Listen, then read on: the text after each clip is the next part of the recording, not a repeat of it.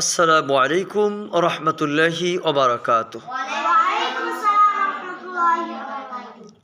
আলহামদুলিল্লাহ আলহামদুলিল্লাহি ওয়াহদা ওয়াসসালাতু ওয়াসসালামু আলা মান লা নাবিয়্যা বা'দা আম্মা বা'দ আউযু বিল্লাহি মিনাশ শাইতানির রাজীম বিসমিল্লাহির রহমানির রহিম ওয়ারাত্তিলিল কুরআনা তারতিলা وقال النبي صلى الله عليه وسلم خيركم من تعلم القرآن وعلمه আলহামদুলিল্লাহ। যাবতীয় প্রশংসা যাবতীয় গুণগান একমাত্র আল্লাহ সুবহানাহু ওয়া তাআলা রাব্বুল আলামিনের জন্য, যিনি আমাদেরকে কুরআনের তালিমে আসার এবং বসার জন্য তৌফিক দিয়েছেন।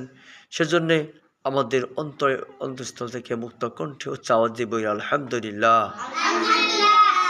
অগণিত দরুদ ও সালাম বর্ষিত হোক সেই মানবতা মুক্তির দূত আলোর পথে দিশারী নবিকুল শিরোমণি, যার অনুসরণ অনুকরণ ব্যতীত কোনো মানুষই পরকালে নাজাতে আশা করতে পারে না, জান্নাতে আশা করতে পারে না।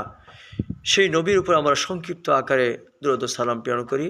সকলে বলি আল্লাহুম্মা সাল্লি আলাইহি আল্লাহুম্মা বারিক আলাইহি। প্রিয় ছাত্রগণ, তোমার সকলে কেমন আছো? আলহামদুলিল্লাহ, আমি আল্লাহ তাআলার অশেষ মেহরবানিতে ভালো আছি। আজকে কোরআনের তালিমে তাজবিদের ক্লাসে তোমাদেরকে নিয়ে আলোচনা করব, তোমাদেরকে জিজ্ঞাসা করব সূরাতুন নাবায়ের ৮ নম্বর আয়াতে কি কি তাজবিদ রয়েছে। আয়াতটি হচ্ছে আউযু বিল্লাহি মিনাশ শাইতানির রাজীম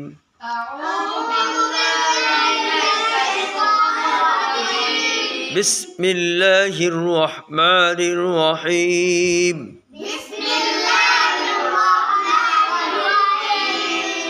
وخلقناكم أزواجا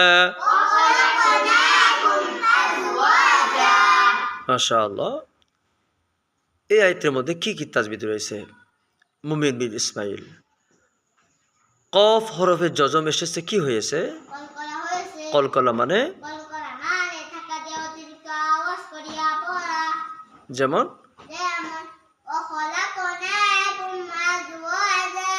মিম সাকিন কাকে বলে?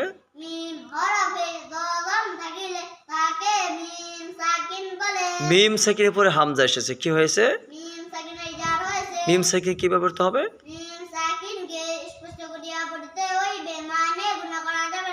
মাশাআল্লাহ। ও হরফে জবর ওয়া মেখারিফ কি হয়েছে? মাদ্দাসি হলে কি করতে হবে?